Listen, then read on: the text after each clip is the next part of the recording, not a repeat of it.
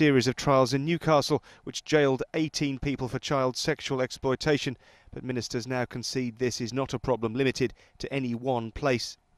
We've all been appalled to discover the extent of child sex abuse in various parts of the country, and effective police operations as well as knowledge from within individual communities is the best way to stop this happening. Since 2010, at least 6 other sex abuse rings have been exposed. These include Rotherham, where 5 Asian men were jailed and where it's thought there could be up to 1,400 victims. In Rochdale, 9 men from the Pakistani and Afghan communities were convicted for grooming and sex offences in 2012, and in Oxford a year later a further 7 men from North Africa and Pakistan were sent to prison. In Bristol, 13 Somali men were convicted in 2014. A year later, 6 Asian men were jailed in Aylesbury. For years since the publication of the J Report, which revealed the scale of abuse here, Rotherham has been shaken by the extent of its problem. The town's MP says it's time to face uncomfortable facts about its origins. Of course, there are many forms of child abuse going on with different makeups, but the actual sort of MO of these people they are British Pakistani men. We need to address it. We can't shy away from that, because for political correctness or fear of being racist or whatever it is, we haven't addressed this problem. We have to address this problem now. And it's a view that some in the British Pakistani community are now starting to confront. There is an overrepresentation of Pakistani men. There's no doubt about that, and we have to address the element in the room. Some of these men think that white girls are worthless. They don't have any regard for these girls, and it's that mindset that we've got to confront as a community. The consequences of exploitation can live with its victims for years. The question now, just who is best placed to prevent it? Damon Green, News at 10, Rotherham. After Rotherham, Rochdale, Oxford, Derby and quite a few other cases, and now Newcastle, the pattern of street grooming of young girls by gangs of mainly Pakistani or other Asian Muslim origin is well established. Today, Ken MacDonald, a former Director of Public Prosecutions, said it's a disease of racism and sexism that will not abate until it's confronted. Labour MP Sarah Champion said that people are more afraid to be called a racist than they are afraid to be wrong about calling out child abuse, which has inhibited exposure of wrongdoing. She asked why are we not commissioning research to see what's going on and how we need to change what's going on so that it never happens again. Well, they're good questions, so we're going to ask them for the first part of the programme this evening. However, before we do that, Rabia Limbada reports from Oxford.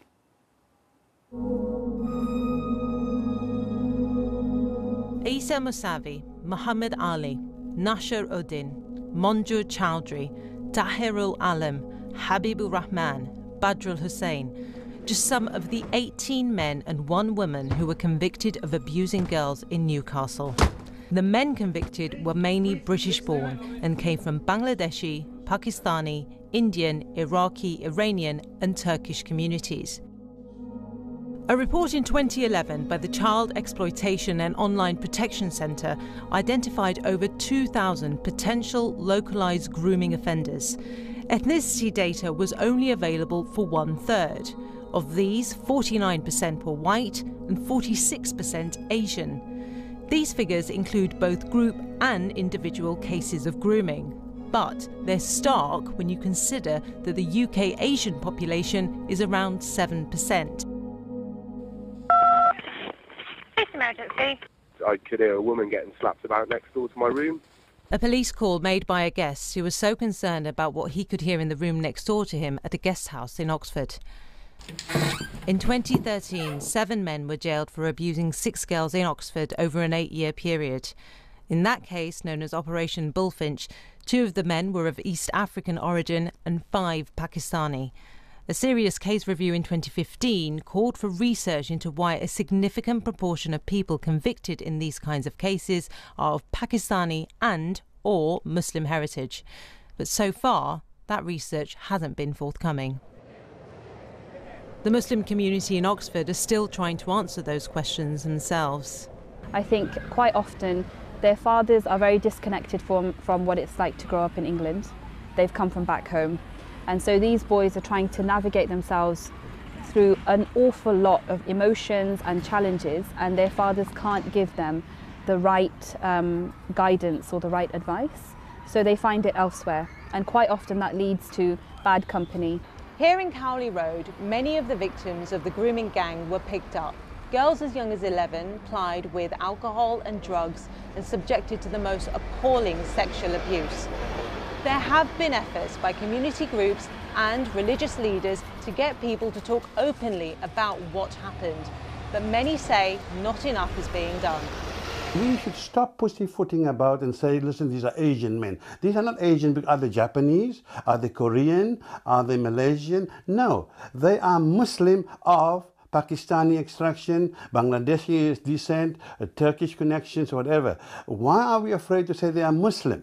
Why are we being politically correct? And unless we really tackle this head on, we are not going to solve this. Okay, but whose responsibility is this? We in the Muslim community have a great responsibility to condemn this in public. For example, there are 2,000 mosques in this country. How many do you think tomorrow will be naming and shaming all of those 17, 18 people? The biggest